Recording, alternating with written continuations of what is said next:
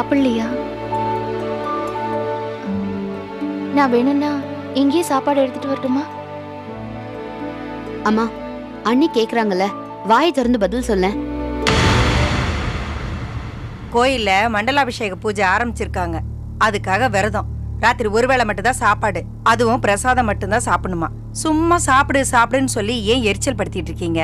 ஏமா, ஏற்கனவே நீ அடிக்கடி உட முடியாம படுத்துட்டு இருக்க, அதுல வேற இப்படி எல்லாம் பண்ற. சொன்னாலும் கேட்க மாட்டேங்கிற. போ, குழந்தை அழுது, போய் பாரு போ.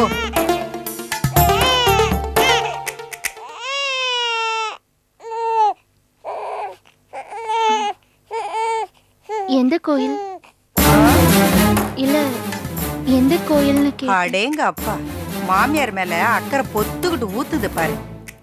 போய் உன் வேலையை பாரு போ. ஏன் அத்தை, நீங்க ஒண்ணுமே இத சாப்பிடல? பாரு, நான் உன் பேச்சுக்கே வரல. எழுந்திருச்சு போ, உன் வேலையை பாரு. அட போன்னு சொல்றேன்ல. இரு இரு, உனக்கு வச்சிருக்கேண்டி கச்சேரி.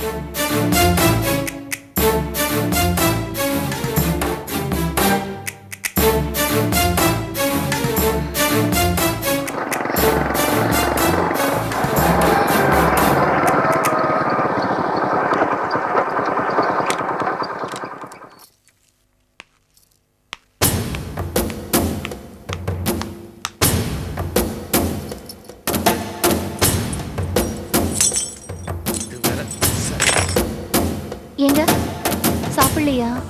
ஏன் வீட்டுல சோறு இல்லையா? இருக்குங்க. என்ன சாப்பிடுறீங்களா? சாப்பாடு போடட்டுமான்னு கேளு. சரிங்க, சாப்பிடுறீங்களா? சாப்பாடு போடட்டுமா? ஒன்னும் வேண்டாம், நான் சாப்பிட்டேன். என்னங்க? சாப்பிட்டேன்னு சொன்னல. ஹலோ, நான் மாணிக்கம் தான் பேசுறேன். உன் போனுக்கு தான் காத்துட்டு இருந்தேன். உன் பேச்சை நம்பி 4 பேருக்கு நான் வார்த்தையை கொடுத்துட்டேன். இப்ப அவன் போன் பண்ணி என்ன கொடையறான். வார்த்தையை கொடுக்க கூடாது, கொடுத்தா காப்பாத்தனையா. இந்த பாரு, இந்த சோப் போடுற வேலை என்கிட்ட வச்சுக்காத, வேற எங்கேயாவது வச்சுக்க. போன வை. என்ன பிரச்சனை? ஏன் தெரிஞ்சா நீ சரி பண்ணிடுவியா? போ, பாத்திரம் எத்தனை இருந்தா கழுவு போ.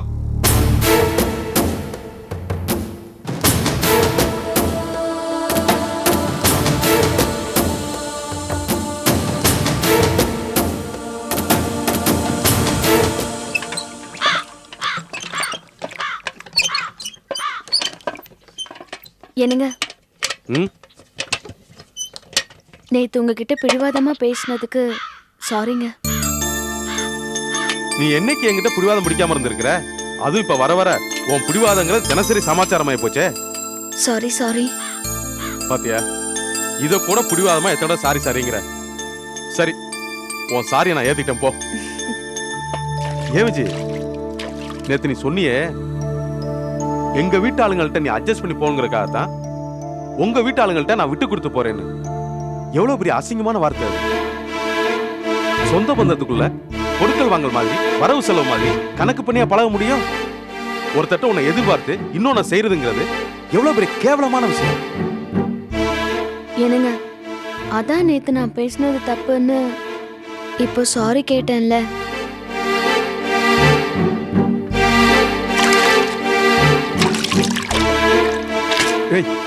புடவை காவியாக்கு வாங்கின மோதிரம் இதெல்லாம் பாத்தியா? அதெல்லாம் பாத்தங்க, நல்லா இருக்கு. இப்பவே காவியா கிட்ட உங்க கையால கொடுத்துருங்க. இப்பவே வா.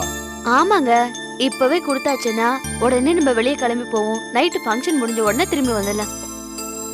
அதானே, என்னடா அதுன்னு பார்த்தேன். இவ்வளவு நேரம் பேசிட்டு பத்தியா உன் பணத்தை காமிச்சிட்ட. ஏன் விஜய், இது நம்ம வீட்டு விசேஷம். இதை நம்ம 2 பேரும் அவாய்ட் பண்ணிட்டு வெளில போய் சுத்திட்டு வரது அசிங்கமா இருக்காது? ஏங்க ஏங்க புரிஞ்சுக்கவே மாட்டீங்க?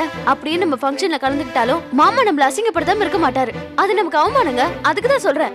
என்ன பேசுற விஜய்? ஏங்க, இப்படியே நீங்க அட்ஜஸ்ட் பண்ணிட்டு போறதா உங்ககிட்ட உள்ள கோளாறு. அது உங்களுக்கு அதிகமாவே இருக்கு. இங்க பாரு விஜய், இன்னைக்கு இங்கதான் நம்ம ஃபங்க்ஷனுக்கு இருக்க போறோம். வெளியில எல்லாம் போல. இங்க யார் நம்மள அவமானப்படுத்துவா? நீ ஏன் அதே கற்பனை பண்ணி பேசிட்டு இருக்க? அரண்டவன் கண்ணுக்கு இருந்ததெல்லாம் பேங்கிற மாதிரி இருக்கு நீ பேசுறது. போ, உங்க வீட்டாளுக்கு இங்க வரும்போது நம்ம இல்லைன்னு வச்சுக்க, அதை விட அசிங்கம் வேற எதுவும் இல்ல. இன்னைக்கு ஃபங்க்ஷன் இங்கே தான் இருக்க போறோம். போ, எப்ப கொடுக்கணும் அப்ப கொடுத்துக்கலாம்.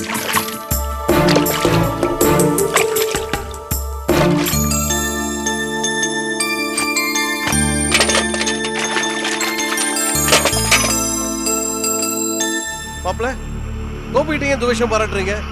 அவனே விசேஷத்துக்கு கூப்பிடல? அவனும் தாய்மாமன் தானே? சொல்லுங்க மாப்ள. கூப்பிடணும் தோணல, கூப்பிடல. ஏன் இந்த வீட்டுல இருந்து உங்களுக்கு கூப்பிடணும்னு தோணலையா? ஆமா மாமா, அவனை கூப்பிட எனக்கு விருப்பம் இல்ல. அப்படி மீறி இந்த ஃபங்க்ஷன் வந்தான்னு வச்சுக்கோங்க, இந்த ஃபங்க்ஷனை நடத்த மாட்டேன்.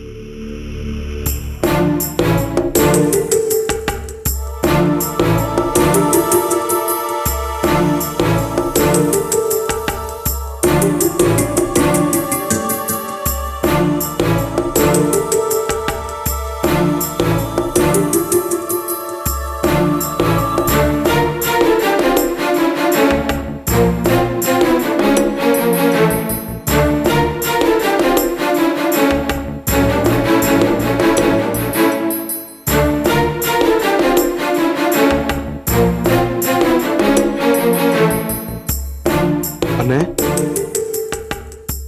வாங்க.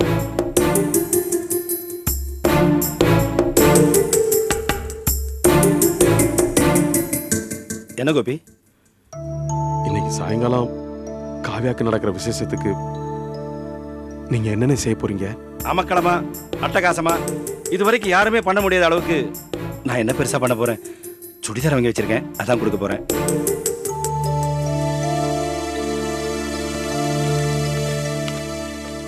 இந்தாங்கண்ணே, காவியாக்கு வாங்கின மோதிரம், பட்டு புடவை நீங்களே கொடுத்துருங்க.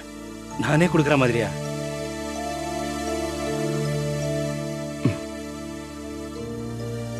தேங்க்ஸ் கோபி.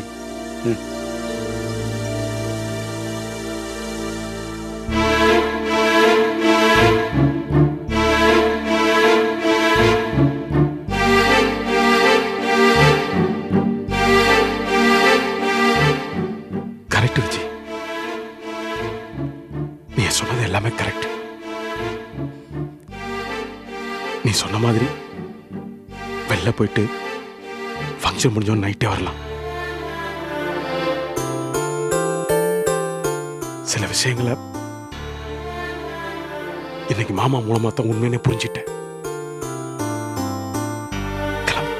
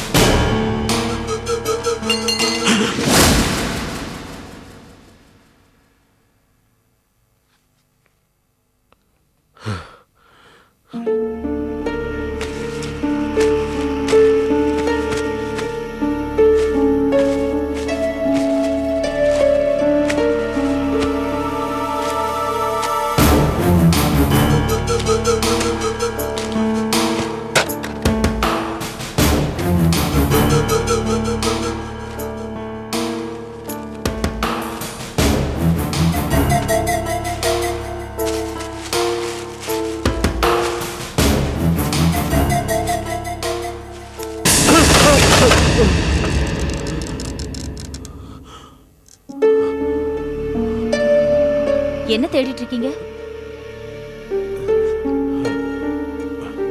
ஃபைல தேடுறீங்களா? எந்த ஃபைலு? இல்ல கடை விஷயமா ஏதாவது ஃபைல தேடுறீங்களான்னு கேட்டேன்.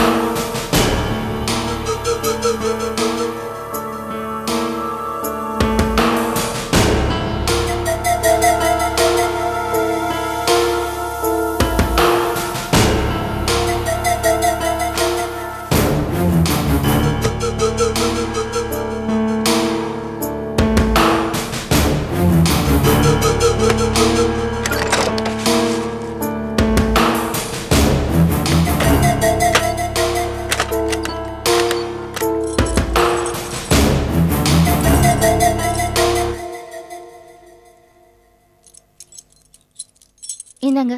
சரோ ம். சாயங்காலம் சீக்கிரம் ரெடியாரு, அவங்க வீட்டு ஃபங்க்ஷனுக்கு போகணும். ம். அம்மா என்ன மாணிக்கம்? அம்மா சாயங்காலம் ரெடியா இருங்க, அவங்க வீட்டு ஃபங்க்ஷனுக்கு போயிட்டு வரணும். சரிப்பா. நான் கிளம்புறேன். ம். அத்தை, டிஃபன் செஞ்சிருக்கேன், நான் எடுத்துட்டு வந்து.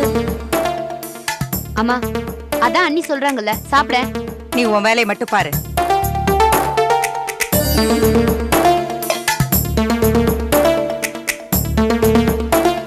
அத்தை, ஒரு 2 இட்லி வச்சு தட்டுமா? கொஞ்சமாவது சாப்பிடுங்க அத்தை. அத்தை.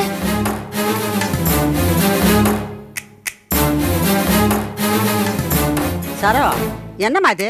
உன் மாமியார் என்னமோ பூச்சாண்டி காட்டிட்டு போறா. அதான் பாட்டி, குழப்பமா இருக்கு. பெரிய அளவுல ஏதோ பிரச்சனை பண்ண போறாங்கன்னு நினைக்கிறேன். என்னம்மா சொல்ற? பின்ன என்ன பாட்டி, என்கிட்ட சரியா பேசுறது இல்ல, வீட்டுல சாப்பிடுறது இல்ல. ராத்திரி என்னடான்னா, இருடி உனக்கு வச்சிருக்கேன், உனக்கு இருக்குன்னு எச்சரிக்கை பண்ற மாதிரி பேசுறாங்க. அதான் ஒன்னும் புரியல, பயமா இருக்கு. அப்படியா சொல்ற? அவன் மனசுல ஏதோ ஒரு திட்டத்தை போட்டுக்கா போல் இருக்க. ஏம்மா, எப்படியோ ஏதோ ஒரு வில்லங்கத்தை ஏற்படுத்தி வா போல் இருக்கேம்மா. ஆமா பாட்டி, என் தலையில எந்த கல்லை தூக்கி போட போறாங்களோ தெரியல. அது சரி, உன் மாமியா இப்படி நடந்துக்கிறத, இப்படி சாப்பிடாம இருக்கிறத, இப்படி ஏடா குடம்பம் பண்றத உன் புருஷன்கிட்ட சொன்னியா? ஏற்கனவே நீ சொல்றேன்னு சொன்னதை நான் தான் சொல்ல வேண்டாம்னு சொன்னேன். ஆனா இவன் நடந்துக்கிறத பார்த்தா சொல்லிடலாம் போல் இருக்கே. சொன்னியாம்மா? நானும் சொல்லலாம் தான் இருந்தேன் பாட்டி, ஆனா சூழ்நிலை சரியில்லை. நேத்து இவர் வரும்போது ஏதோ பிசினஸ்ல பிரச்சனைன்னு சொல்லி பயங்கர கோவத்துல இருந்தாரு. அப்ப எப்படி சொல்றது? அதுக்கப்புறம் சொல்லலாம்னு பார்த்தா சந்தர்ப்பம் சரியா அமையல. சரி விடு, இப்ப என்ன, இங்க நடக்கிறதையெல்லாம் நான் பாத்துக்கிட்டு தானே இருக்கேன். உன் புருஷன் வந்து கேட்டானா நான் பதில் சொல்லிக்கிறேன். நீ இதெல்லாம் மனசுல வச்சு கவலைப்படாம பேசாம இரு.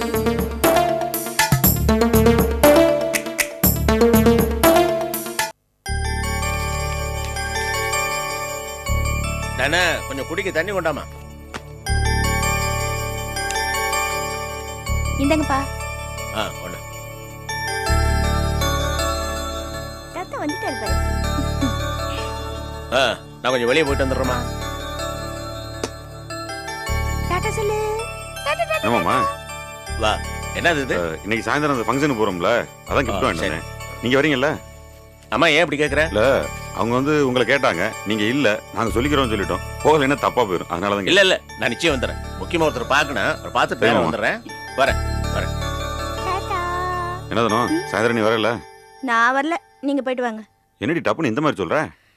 விஜி வந்து கூப்பிடுற வரைக்கும் நான் அந்த வீட்டு படியே ஏறுறதா இல்லைங்க. என்னடி லூசா நீ? நடக்கிறது லட்சுமண மாமா வீட்டு விசேஷம். சரி பண்ணி என் கூட வந்தீங்கன்னா அக்கா தங்கச்சி ரெண்டு பார்த்துப்பீங்க. இது மூலியமா பிரச்சனை கொஞ்சம் தீருமேன்னு பார்த்தேன். இப்படி முரண்டு பிடிச்சிட்டு இருக்க. இத பாருங்க, இப்படி எல்லாம் தலையை சுத்தி மூக்க தொட்டா பிரச்சனை தீராது. அவ எனக்கு பின்னாடி பிறந்தவ தானே, அவ வந்து என்ன கூப்பிட்டோம் எல்லா பிரச்சனையும் தீந்துரும். ஏய், நல்லா யோசிச்சு பாரு. பிரச்சனைக்கு காரணமானவங்க அவங்களே இங்க வந்துட்டு போயிட்டாங்க. அவங்களாலதான் உங்களுக்குள்ள பிரச்சனை வந்துச்சு. ஆனா நீங்க முரண்டு பிடிச்சிட்டு இருக்கீங்க. இதுல கூட பிறந்த அக்கா தங்கச்சியே வேற கிழிஞ்சது போ. ஏண்டி அவங்க வந்தப்ப நம்ம பேசிட்டு இருந்தா 1000 தான் இருந்தாலும் என் தங்கச்சி அவளை விட்டு கொடுக்க மாட்டேன் அது இதுன்னு. அது வேற இது வேற. இத பாருங்க, அந்த வீட்டு ஆளுங்க பண்ணதுல என் மனசுல இன்னும் அழியாம அப்படியே இருக்கு. சொல்ல போனா நாம ஒரு சரியான ரோஷக்காரங்க அப்படின்னு சொன்னா இந்த விஷயத்தை பொறுத்த மட்டும் நியாயமா நீங்களே போக கூடாது. அப்படி இருக்கும்போது என்னையும் கூப்பிடுறது ரோஷ கெடுத்தானோ. உங்ககிட்ட வந்து சொன்ன பத்தியா, என் புத்தியா செருப்பா கழட்டி அடிக்கணும். அல்லது ஆமா.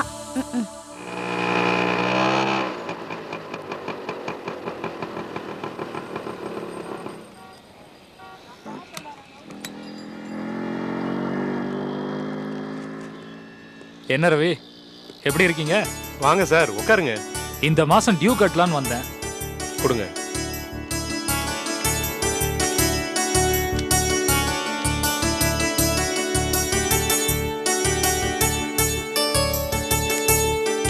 அப்புறம் என்ன ரவி, பிசினஸ்லாம் நல்லபடியா போயிட்டு இருக்குல்ல? இப்பதான் கஸ்டமர் தேடி வர ஆரம்பிச்சிருக்காங்க. 2-3 ஏஜென்சிக்கு ஆஃபர் இருக்கு. Very good. மெல்ல மெல்ல டெவலப் ஆயிடுவேன். ஆமா, நீங்க செக்ரட்டரியேட்ல தானே வேலை பார்க்குறீங்க? ஆமா. ஏன்? உங்களுக்கு ரெவென்யூ டிபார்ட்மெண்ட்ல யாரையாவது தெரியுமா? என்ன விஷயம், எது கேக்குறீங்க? அந்த டிபார்ட்மெண்ட்ல வேலைக்கு ஆள் எடுக்கிறாங்களா? ஆமா, இன்டர்வியூ கூட நடக்க போறதா கேள்விப்பட்டேன். ஏன், உங்களுக்கு ஏதாவது சிபாரிசு வேணுமா?